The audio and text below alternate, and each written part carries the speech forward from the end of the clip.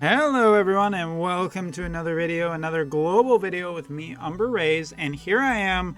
We got a little bit of news on the JP side that I'm just going to start the video off. I know it's a global video, but don't get too bothered because this is a bit of foreshadowing for the future for you guys, because guess what? The Porcelain Tower is returning on the JP side, and it is not a brand new tower. Again, seriously, I don't know where all the money goes in this game. It cannot be to research and development, because honestly, this is the same tower that Global's gotten, that Global's going to get again with the extra floors, but now it has an extra 10 floors. I really would like to see a brand new tower at this point. Can't be that hard, just reuse the sprites. And everyone really that busy? Anyway, there's a couple of changes to the tower in terms of refreshes. The first time is free. Second time will cost 100 lapis, then 200, then 300, then 400, then 500 for every time after. I'm a little scared, guys. I'm a little scared that they're going to be making us do this like 72 times. Anyway, no, obviously, one of the big things is that they're going to be increasing another 10 levels of floors, which will probably all of the new floors will be based around newer units. Obviously, I'm going to guess that the final floor is going to be against a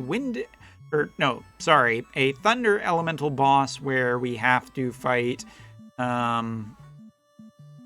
with an earth mage. I don't know why, just call it a giant punch. Anyway, the big reward is going to be a fire-based ring. So first was the water ring, then the light ring, now the fire ring. For everyone who thought it was the earth ring, of course not. Earth is still being dumped on. But hey, fire is getting some support, so that's great. But we're not here only to talk about that. We're here to talk about the fact that Global is going to be getting a brand new character banner this week, as well as, well, you're actually going to be getting a couple of characters, but I really want to focus on this character first. And I'm going to show off how I have kind of built this unit. So let's just head over here to my light elemental team. And here she is. This is Sakura. Obviously, for anyone who's played Brave Exvius, you know who Sakura is. The Sage of Mysidia, or Mysidia. She is a long-standing Brave Exvius unit. You can kind of get an idea for what her stats are here. You can see my bravery, I think it's dropped a little bit because I've been farming just on auto a little bit much, and she does have the potential to get. Anyway, taking a look at this unit, Sage of Mysidia is her primary job, Red Mage is her second job, and Kotodama Wielder. I thought it was going to be called Messenger, but it's actually just Wielder.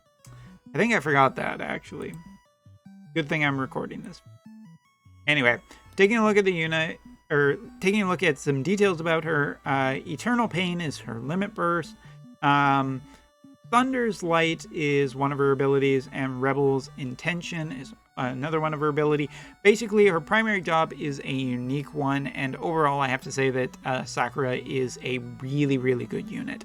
On the JP side, she was brought out to counter Kain and other dark units. She has a lot of Dark Eater that she can potentially give in her kit, and not only that, she has sure hit abilities because of Messenger, so evasion is not a problem, and she has the ability to remove certain status effects, one of which, of course, is Guts. Now, I don't know how prominent Kain is on the global side recently because I've been busy with real life, but anyway, I do like Sakura in general. Like, she has been a good unit. If you're looking to also get Yuna later, she pairs super nice because they're both light elemental mages, so I really like that as well. But I have to say that overall, I think that Sakura is just a really good unit. TMR, limit burst, everything. I've been really happy with my Sakura's performance, and obviously having a pure light elemental damage team is a little bit of a luxury a lot of the times, but I think that she slots in really good even with a farming kind of situation too. Her AoE, her magic attacks are capable of, dishing out enough damage, and I'm really interested to see what her level 120 looks like in the future with the EX job, because I I have a fair number of her shards and everything, and I already got her to 99 maxed out, so let's go, I guess. But yeah, I think that the unit is particularly a really solid unit, so I give a hearty recommendation to her. Kotodama is always valuable. Her new job has like a lot of different good abilities. Like if you really want, I would definitely go check out a lot of the finer details out on WOTV. Blanking on a lot of stuff tonight. TMR does have an ability on it that decreases activation time for 3 turns to self, so that is potentially good on units with cast time that could come into the future, and that's not necessarily bad.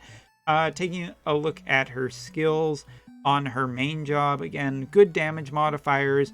I think one of the ones I do like, she does have an increase of lightning, light, and dark resistance for allies within range for 3 turns, 25% to each, which can be useful as there are a lot of light and dark elemental units.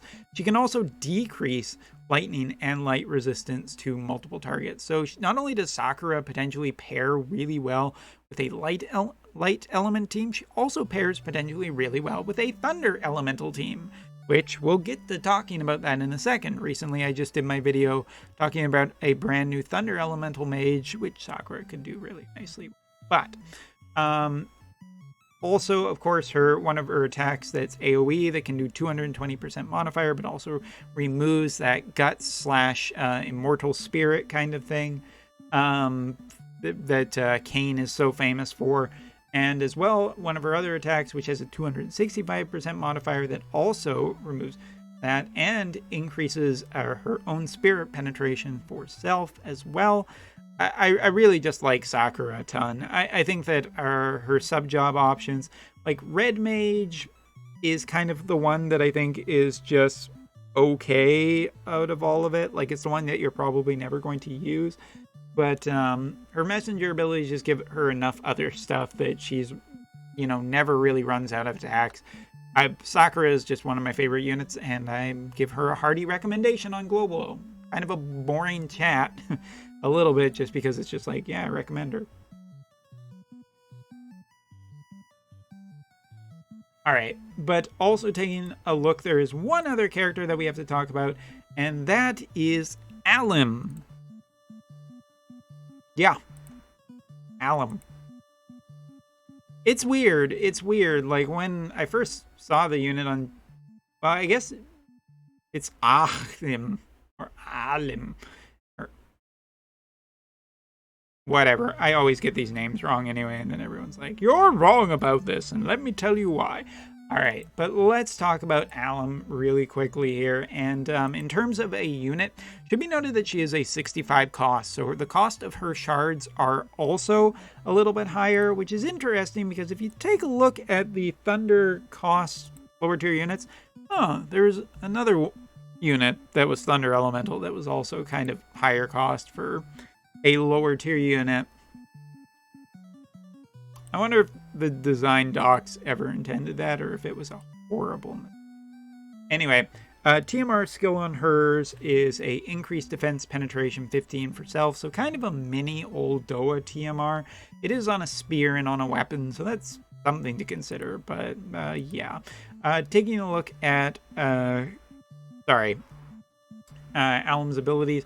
I mean, she is primarily a spear-based user and therefore has, all the spear attacks, but with a thunder element on them, which is pretty nice. The jump abilities are pretty good.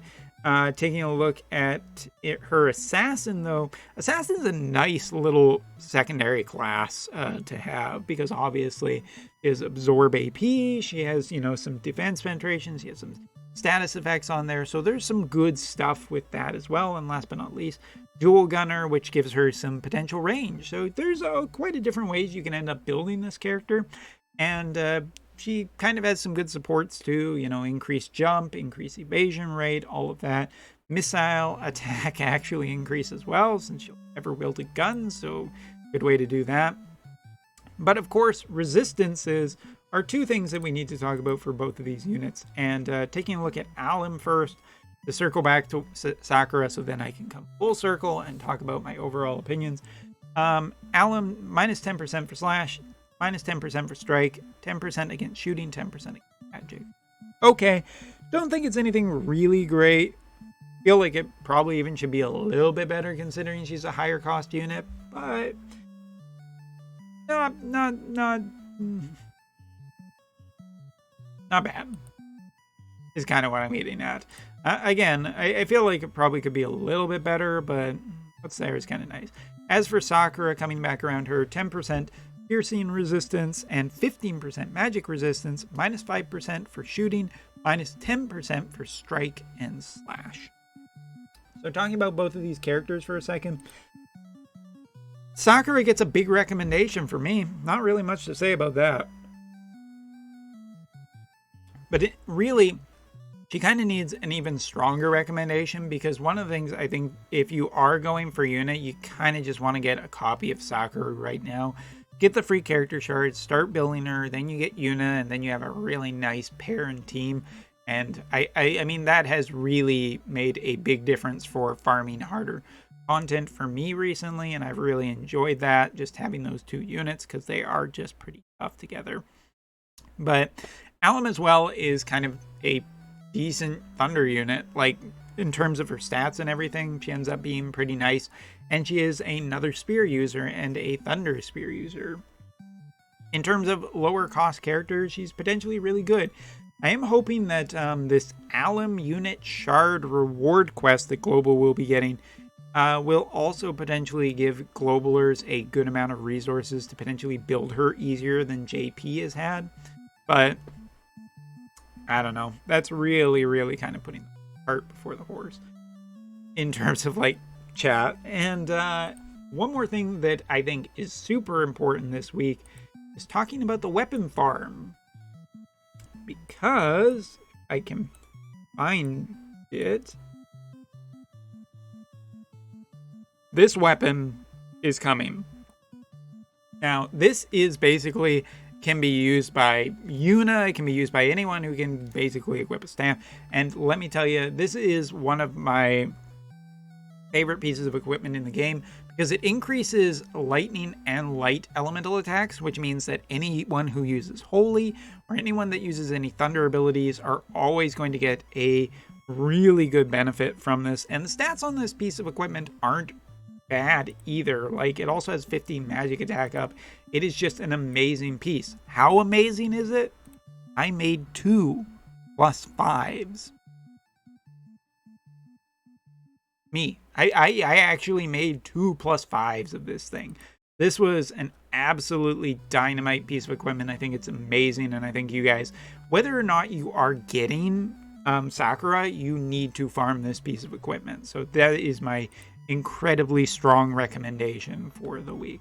Other than that, you'll get your login bonuses, your kind of campaigns. Class match will also be coming for Globalers. I do believe that there was, just the rules are collective unit cost, Esper and Vision cost, 540 or less, Quicken Nullify, CT up, down, Nullify, and Healing Power down 50%. So plan accordingly to your partner.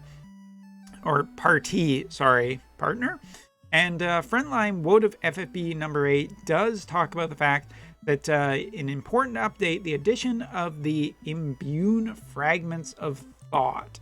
Now, what that kind of means basically is if you have a lower tier character, let's just slide down the ladder here.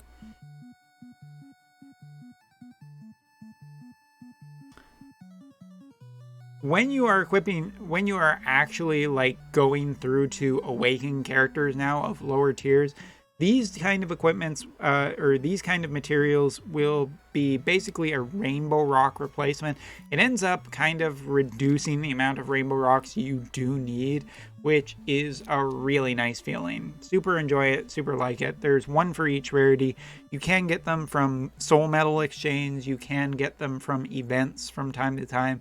So there are ways of getting it, and it has kind of reduced the stress of the rainbow rocks. So big, really glad to see that's coming to Global. Other than that, I don't really think that there's a ton else to talk about. Going for the new Thunder unit, if you like Spears and Dragoons, I think you'll like Alum a lot. The name's still a little weird to me, I guess. You guys in the comments can tell me how wrong I was saying it. But yes, regardless of how you feel about Sakura, you definitely need to be farming that piece of equipment. That is my tippity top thing of the week that you need to be farming. It is a lot of farm, I know, potentially, but it really is one of the best pieces of game if you have any interest in mages. Guess what? Yuna can use it. Yay, Yuna! Anyway, so that's all for this video. Tell me, are you going to be going for Sakura? I almost said Yuna there, but I didn't. Or Alum. Or are you just going to keep on saving for all the stuff you know is in the... So many units to get, so little time. Also, keep an eye out for the information on the tower. I'll be posting some stuff about that a little bit later and coming up with more unit and EX reviews in the near future as well. Anyway, thanks for watching. Take care. See you.